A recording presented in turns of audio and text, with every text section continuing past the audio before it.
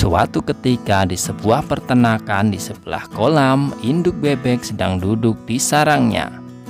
Di musim yang panas, satu persatu perlahan telur pecah.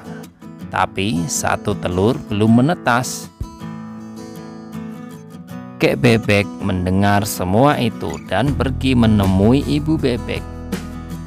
Ibu bebek bercerita tentang telur yang belum menetas. Kakek bebek mengira itu tidak seperti telur lain karena ukurannya yang sangat besar.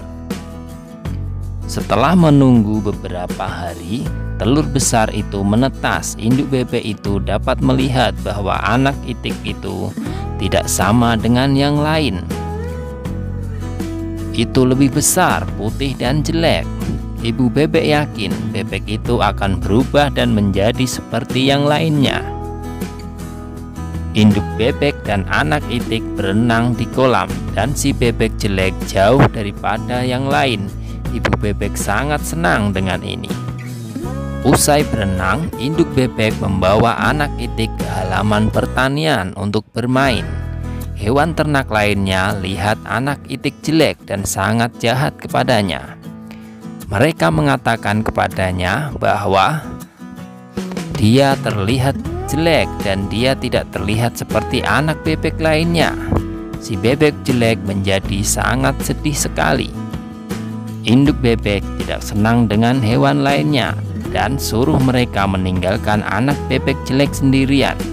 Ibu bebek memberitahu mereka seberapa baik itik itu berenang dan bagaimana menurutnya dia akan terlihat seperti bebek lainnya di suatu hari.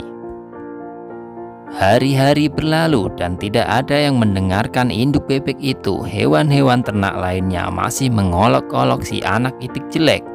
Anak itik jelek lainnya juga jahat kepadanya dan tidak mau bermain bersamanya.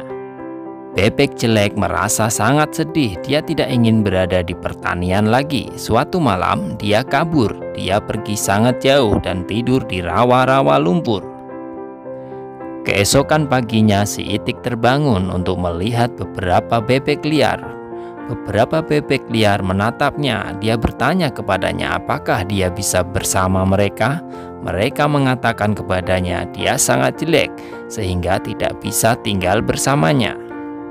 Si bebek jelek sangat sedih. Tidak ada yang mau menjadi temannya karena dia sangat jelek. Hujan mulai turun hingga si itik buruk rupa harus menemukan tempat supaya tetap kering. Dia berteduh di bawah beranda sebuah rumah tua. Keesokan harinya, pintu rumah terbuka dan seekor anjing besar keluar. Anjing itu menggonggong kepada si itik jelek, dan itik jelek itu harus melarikan diri dengan sangat cepat.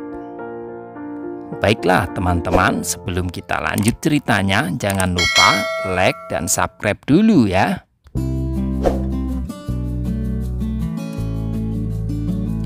Hari-hari berlalu dan musim dingin tiba. Itik jelek itu sangat kedinginan. Dia tinggal sendirian di dekat kolam dan membuat rumah dari rerumputan panjang di musim dingin yang sangat panjang. Akhirnya musim semi datang dengan hari-hari yang cerah. Suatu hari di kolam, si itik jelek melihat 3 angsa putih cantik berenang. Dan si itik jelek tahu bahwa mereka tidak akan ingin berteman dengannya karena dia sangat jelek. Ketika angsa itu melihat si itik jelek dan berenang ke arahnya, mereka berkata, "Halo angsa baru." Itik jelek itu bertanya, kenapa mereka memanggilnya angsa ketika dia merasa masih bebek. Angsa mengatakan kepadanya bahwa dia bukan bebek dan untuk melihat bayangannya berkacalah dalam air. Bebek jelek sangat senang melihat bayangannya di air. Dia bukan lagi itik jelek, dia adalah angsa putih yang tampan. Ketiga angsa itu senang menjadi temannya dan mereka semua berenang di dalam kolam. Keempat angsa itu terbang di atas langit dan si bebek jelek adalah angsa yang putih dan tampan. Dia sangat senang Anak-anak bertepuk tangan saat angsa terbang di atas mereka. Pesan moral yang dapat dipetik dalam cerita ini adalah jangan menghina orang lain karena belum tentu kita lebih baik dari mereka.